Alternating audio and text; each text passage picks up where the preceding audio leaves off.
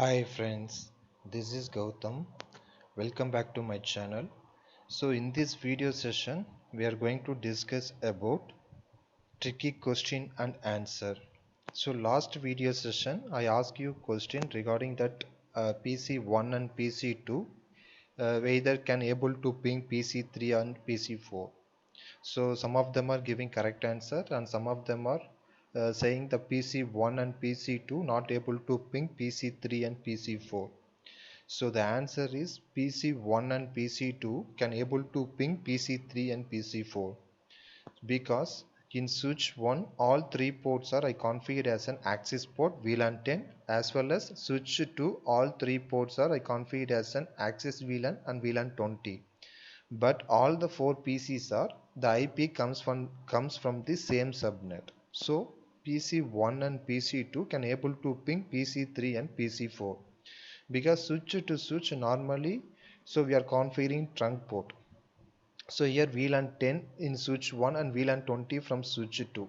So if this both port are you can configure as a trunk port, means that time only it won't able to ping VLAN 10 to VLAN 20, because once you configure trunk, then only from that frame it will tagging that information. So 4 bytes will be tagging tag protocol identifier and tag control information.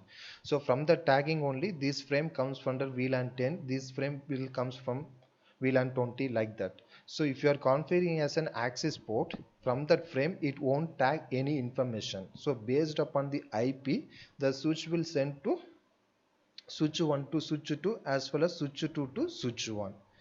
So this is a tricky question. So this type of things we cannot do it in production network. Just for entry point of view, they will ask this type of questions. So already I configured these things in Cisco Packet Tracer. I will show it to you in real time. So as per that scenario, I configured PC0, PC1, PC2, PC3, 172.16.0.1, 2, 3, 4. So FA0 bar 1, 2, 3 I configured as an access port and configured as a VLAN 10, and switch 1 FA0 bar 1, 2, 3 I'll configure as an access port and map it to VLAN 20. So let's show it to you.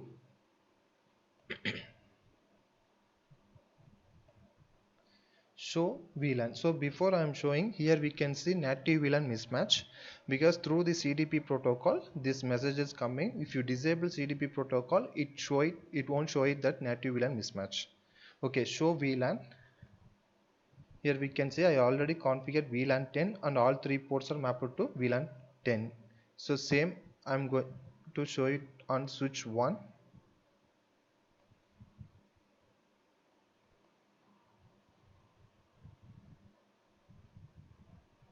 Show VLAN.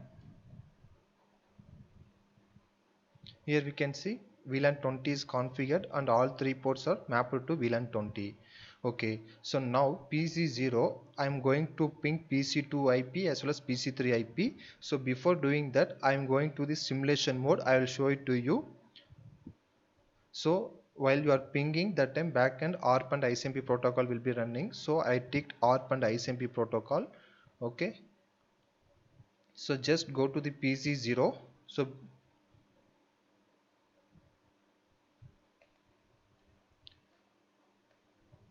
So before I am trying to ping, so that's why showing that ARP entry. Just I deleted that one, ARP hyphen. Okay, so now I'm pinging.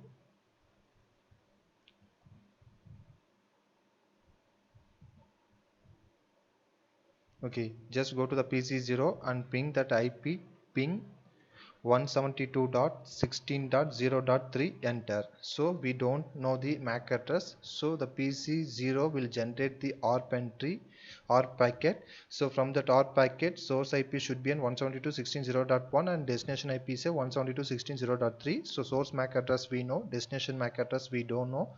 So the frame will send to the switch. So switch, if its broadcast frame means accept receiving port, it will forward to all the rest of the ports, rest of the active port. Here FA0 bar 2 and 3.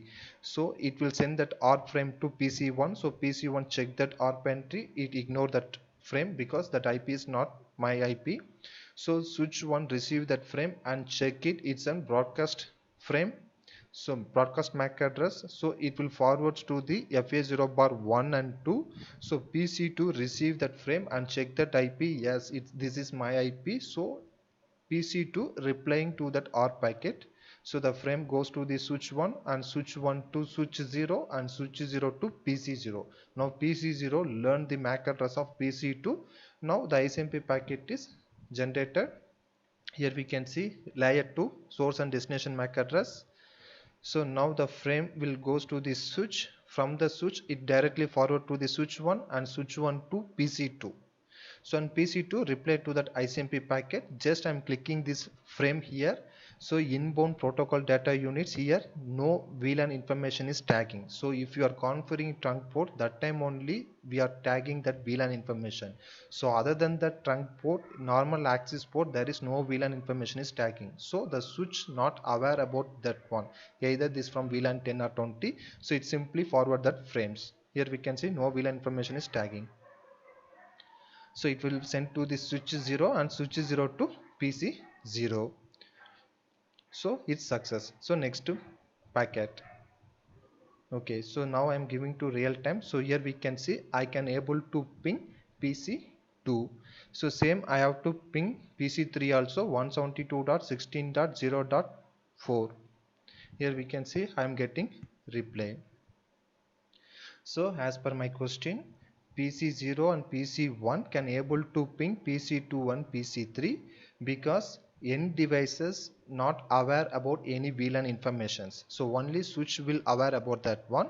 Even though switch to switch I configure access port, so no VLAN tagging information is tagged on that frame. So that's why the switch simply forward the frames to switch 1 as well as switch 1 reply back to the switch 0. So PC0 and PC1 can able to ping PC2 and PC3. So in case if you are configuring as a trunk port, means that time it won't get ping. So here I will configure as a trunk port, here also I configure trunk port, means so once the frame sends from the switch 0 to switch 1, that time it will be tagging VLAN 10. So that time the switch 1 ignore that frame, so it won't get communicated.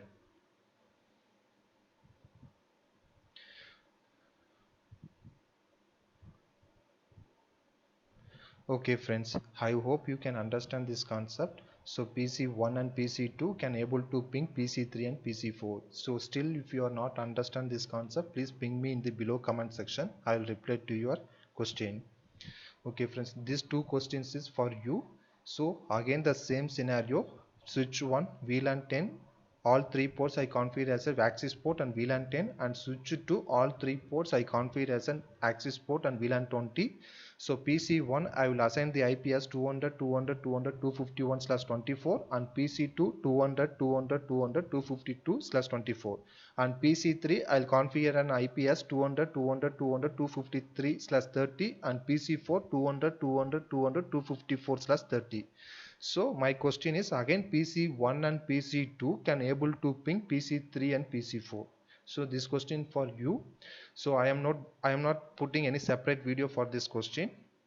So the PC1 and PC2 can able to ping PC3 and PC4. If it's ping means please explain me how it works. In this video, in below comment section itself you can comment me. So answer for this question I will reply on that comment section itself.